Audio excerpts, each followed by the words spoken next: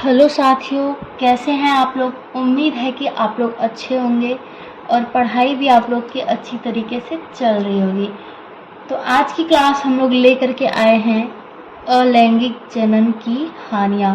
कल की क्लास में हम लोगों ने पढ़ी थी अलैंगिक जनन की लाभ पढ़ी थी। आज हम लोग पढ़ने वाले हैं उसकी हानियाँ, क्या क्या हानि है अलैंगिक जनन की।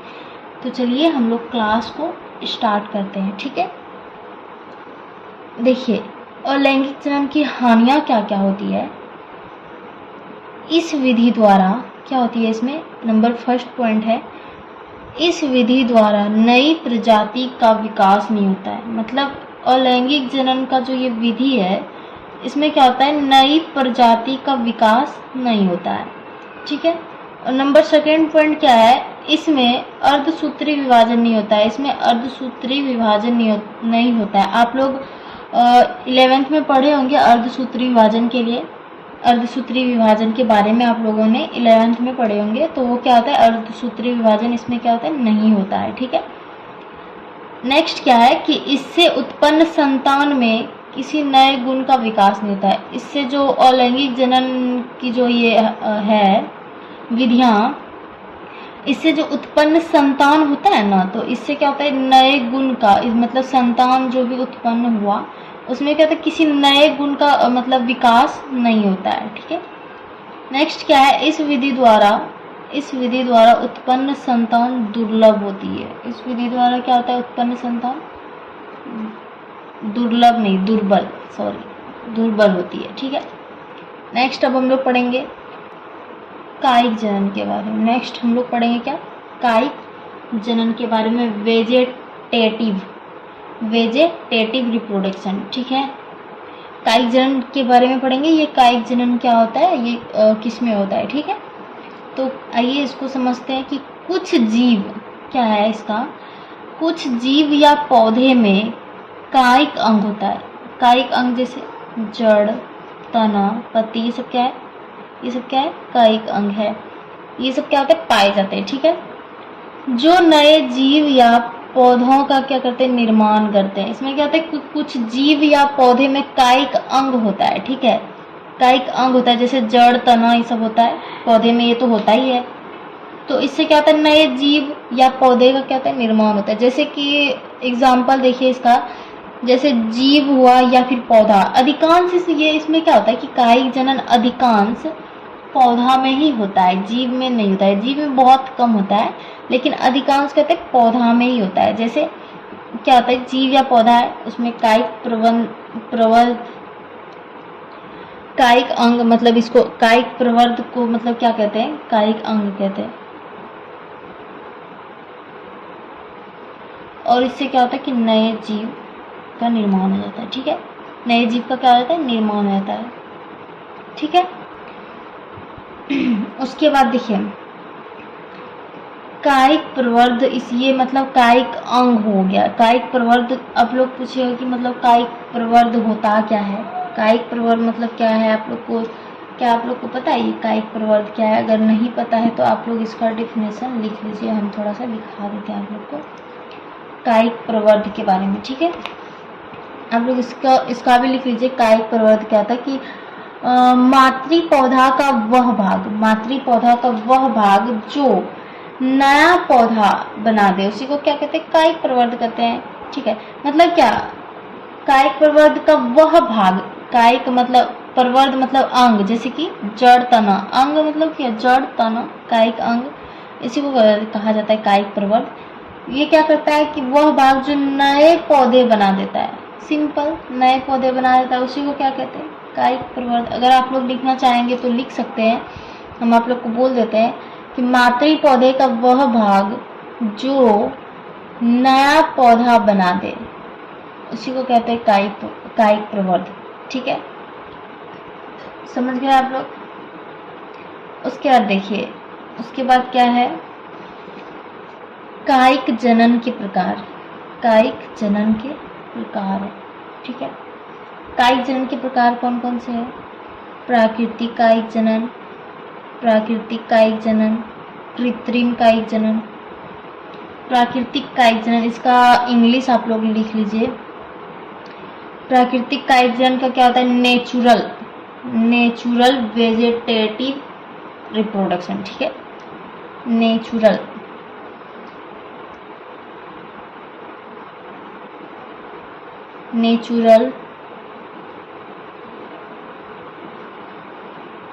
वेजिटेटिव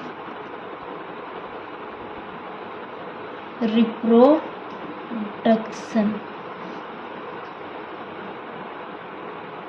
ठीक है। और इसका क्या होता है? कृत्रिम कायिक जनन। क्या है? कृत्रिम कायिक जनन, आर्टिफिशियल वेजिटेटिव रिप्रोडक्शन, ठीक है। लिखिए इसका इंग्लिश।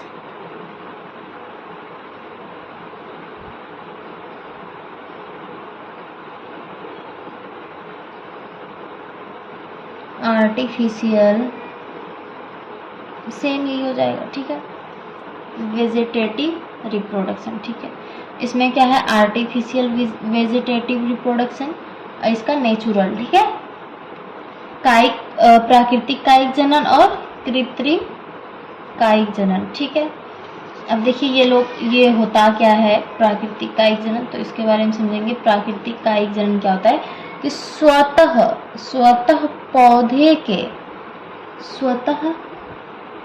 पौधे के रूपांतरित भाग से कायिक प्रबंध निकलते हैं। स्वतः क्या बोलते हैं? पौधे के रूपांतरित भाग से कायिक प्रवर्ग निकलते हैं। कायिक प्रवर्ग जैसे जड़, तना, मतलब ये खुद ब खुद जड़ या फिर तना या पत्ती से क्या होता है कि कायिक प्रवर्ग निकलता है। ये मतलब पौधे के रूपांतरित भाग है ये कुछ। प्राकृतिक मतलब खुद ब खुद, मतलब उसमें ये नहीं कि उसमें निकाला जाता है, खुद ब खुद निकलता है उसमें। स्वतः पौधे के रूपांतरित भाग से कायिक प्रवर्ग निकलते हैं, जैसे जड़, तना, पत्ती। तो अब हम लोग समझेंगे कि ये जड़, तना, पत्ती में कैसे होता है, ये क्या क्या मतलब कैसे इसमें खुद ब खुद मतलब कायिक प्रवर्ग होता है, मतलब इस सब में कैसे कायिक प्रवर्ग में खुद ब खुद प्राकृतिक कायिक जनन होता है, कैसे होता है ये हम लोग समझेंगे, ठीक है। देखिए इसमें क्या है कि जड़ों द्वारा होने वाला क्या है? जड़ों द्वारा होने वाला कायिक जनन। अब जड़ों द्वारा होने वाला कायिक जनन कैसे होता है? जड़ों से कैसे कायिक जनन होगा? क्या आप लोग जानते हैं कि जड़ों के द्वारा कैसे होता है? देखिए जड़ों के द्वारा कैसे होता है, जब कोई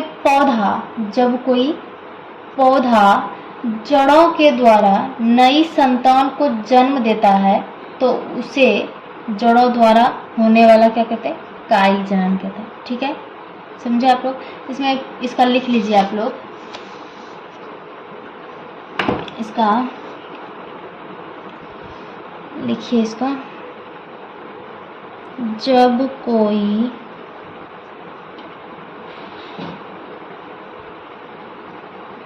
पौधा जड़ों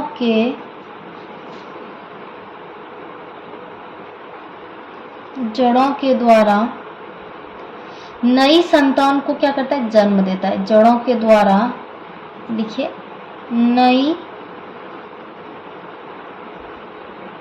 संतान को जन्म देता है तो उसे जड़ों द्वारा होने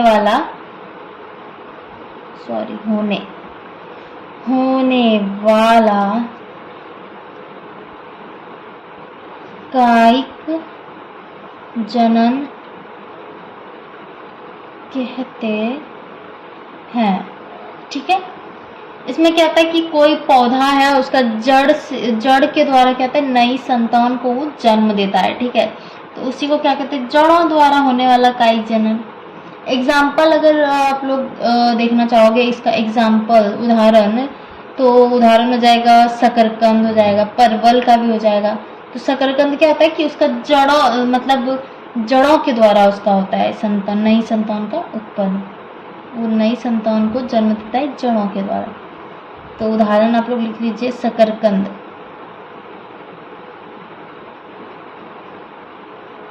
शकरकंद, परवल भी हो जाएगा। ये सब क्या है, जड़ों द्वारा होने वाला कायिक जनन होता है इस सब में। मतलब क्या होता है कि ये जैसे कोई एक पौधा है, ठीक है, ये कोई एक पौधा है, इसमें क्या होता है कि ये नीचे में इसका जड़ है ना, ये इसका जड़ है फैला हुआ इसका ऐसे।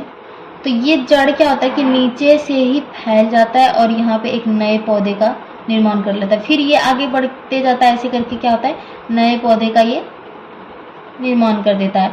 जड़ों द्वारा जड़ अंदर अंदर ये क्या होता है, फैलते जाता है और नए पौधे का निर्माण करते जाता है। तो उसी को क्या कहते हैं, जड़ों द्वारा होने वाला कायिक जनन। ठीक है, समझ गए आप लोग? चीजें आप लोग को समझ में आ रही है, यस या नो? तो नेक्स्ट हम लोग अब पढ़ेंगे जड़ द्वारा तो पढ़ लिए, अब क्या पढ़ेंगे, तना द्वारा। ठीक है, अब तना द्वारा हम लोग पढ़ेंगे। देखिए, तने द्वारा होने वाला कायिक जनन। अब देखिए, जैसे जड़ों में हुआ तो उसके सेम टू सेम इसमें भी है। वहां पे जड़ों द्वारा हुआ तो यहाँ पे क्या होगा, तने द्वारा होगा। तो इसमें क्या होगा, इसका डिफरेंस, जब कोई पौधा तनों के द्वारा नई संतान को जन्म देता है, उसी को क्या कहते हैं, तने द्वारा होने वाला कायिक जनन। सिंपल है। वहां पे क्या था, जड़ों से होने वाला था, उसमें संतान को जन्म देता था वो जड़ों से। इसमें क्या था, तने से देता है। ठीक है, इसमें क्या था, तने से देता है। जैसे आप लोग को अगर एग्जाम्पल देखिए इसका, तो इसका उदाहरण जैसे आलू, क्या हो गया, आलू भी हो जाएगा, हाँ यस, आलू में भी होता है। अदरक भी हो गया, आलू, अदरक, हल्दी, ये सब क्या हो गया, तने द्वारा हो जाएगा। ठीक है, ये सब तने द्वारा हो जाता है। अदरक, हल्दी, ये सब में क्या होता है, तने द्वारा नई संतान को जन्म देता है। ठीक है, जैसे मतलब आलू में क्या होता है कि आप लोग को पता है, आलू जैसे ये आलू है, मतलब आलू किसी भी तरह गोल भी होता है, टेढ़ा भी होता है। आलू है, इसमें छोटा छोटा ऐसे करके निकलता है, जड़ टाइप का निकलता है ना, तो छोटा छोटा बोलता है कि हाँ, इसको उसके बाद क्या करता है, थोड़ा छोटा छोटा निकलता है ऐसे करके, तो इसको क्या करता है, खेत में ले जाके इसको गाड़ देता है मिट्टी के अंदर। गाड़ता है कि नहीं, मिट्टी के अंदर गाड़ देता है। उसके बाद क्या करता है, वही बड़ा होके नए पौधे का निर्माण कर देता है, नए संतान को जन्म दे देता है। तो ये तना है। ठीक है, ये क्या करेगा, बढ़ के नए संतान का निर्माण कर देता है। ठीक है, तो इसी को क्या कहते हैं, तने द्वारा होने वाला कायिक जनन। समझ गए आप लोग? चीजें समझ में आ रही है आप लोग को? ठीक है, चलिए अब नेक्स्ट हम लोग आगे बढ़ते हैं।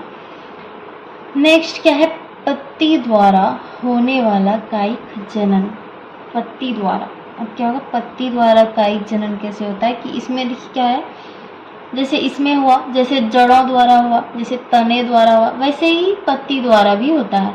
इसमें कहते हैं, जब कोई पौधा पत्ती के द्वारा नई जीव उत्पन्न करता है। जब कोई, इसमें क्या है कि सिर्फ पत्ती के द्वारा, यहाँ पे पौधा में क्या हुआ, तने द्वारा हुआ, उसमें जड़ में जड़ों द्वारा हुआ, सब में बस अलग अलग है थोड़ा सा। तो पत्ती के द्वारा क्या होता है, नई जीव उत्पन्न करता है। अब देखिए, पत्ती के द्वारा क्या होता है, जैसे बायोफ्रिलम, आप लोग देखें, बायोफ्रिलम जो होता है सबके घरों में अधिकांश मिल ही जाता है, वो जिसको मतलब पथरी बीमारी एक होता है ना, पथरी स्टोन, किडनी स्टोन, ये वो मतलब हो जाता है, स्टोन जिसको हो जाता है, तो उसी को ये खाता है सबको। इसको पत्थर चट्टा भी बोला जाता है, पत्थर चट्टा का पौधा जो होता है, बायोफ्रिलम। ठीक है, अजूबा उसको बोलता है, अजूबा।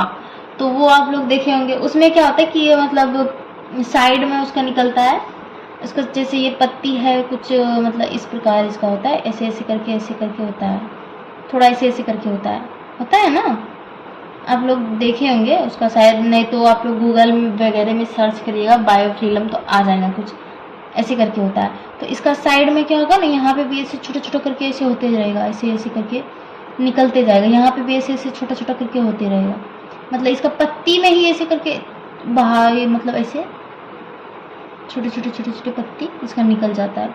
तो यहाँ से क्या करेगा, ये नई जीव का उत्पन्न कर लेगा। समझ गए? ऐसे ये होता है, ठीक है। तो इसका एग्जाम्पल आप लोग लिख लीजिए, उदाहरण, इसका उदाहरण लिख लीजिए, अजूबा, अजूबा। और एक होता है बिगोनिया, बिगोनिया। ये क्या होता है कि इसके पौधे में भी पत्ती द्वारा ही नई जीव का उत्पन्न करता है, नई जीव इसमें भी बनता है। तो ये क्या होता है, बिगोनिया बहुत ही सुंदर उसमें फूल वगैरह होता है। तो आप लोग उसको सर्च करके देखिएगा तो आप लोग को दिख जाएगा। बहुत ही अच्छा होता है ये, दिखने में बहुत ही अट्रैक्टिव लगता है, बहुत सुंदर इसका फूल बहुत ही अच्छा होता है। उसमें भी क्या होता है कि यही पत्ती द्वारा ही कायिक जनन होता है, ठीक है। तो अजूबा, इसको बायोफिलम भी बोलता है, ब्रायोफिलम, ब्रायोफिलम, ठीक है। अजूबा, पत्थर चट्टान, ठीक है। समझ गए आप लोग? ये सब में क्या होता है कि पत्ती द्वारा क्या होता है, कायिक जनन होता है, ठीक है।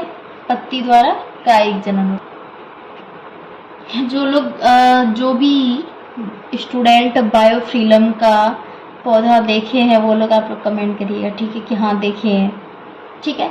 बायोफिलम ये सब क्या है कि आप लोग इसको फिर से एक बार समझा देते हैं। ये पत्ती में क्या होता है, अपस्थानिक कलिकाएं, इसका नाम इसको बोलता है अपस्थानिक कलिकाएं निकलती है और एक नए जीव को जन्म देती है। बिल्कुल सिंपल सा है, आप लोग को समझ में आ रही होगी चीजें अच्छी तरीके से। आप लोग कमेंट करिएगा, ठीक है। देखिए धीरे धीरे क्या होता है ना कि सारा कुछ कंप्लीट हो जाएगा। आप लोग को बिल्कुल भी टेंशन नहीं लेना है। आप लोग को समझ में आ रहा होगा, यस या नो। मैं आप लोग को हमेशा बोलती हूँ कि आप लोग प्लीज़ कमेंट करिएगा। जहाँ पे कुछ प्रॉब्लम है आप लोग जैसे बोलिएगा वैसे मैं पढ़ाऊँगी। कुछ बच्चे तो कमेंट करते कि मैम आप लाइव क्लास लीजिए, तो लाइव क्लास अभी मैं नहीं ले पाऊँगी क्योंकि अभी मैं थोड़ा अलग जगह हूँ। तो मैं कोशिश करूँगी कभी ना कभी लाइव क्लास भी लूँगी।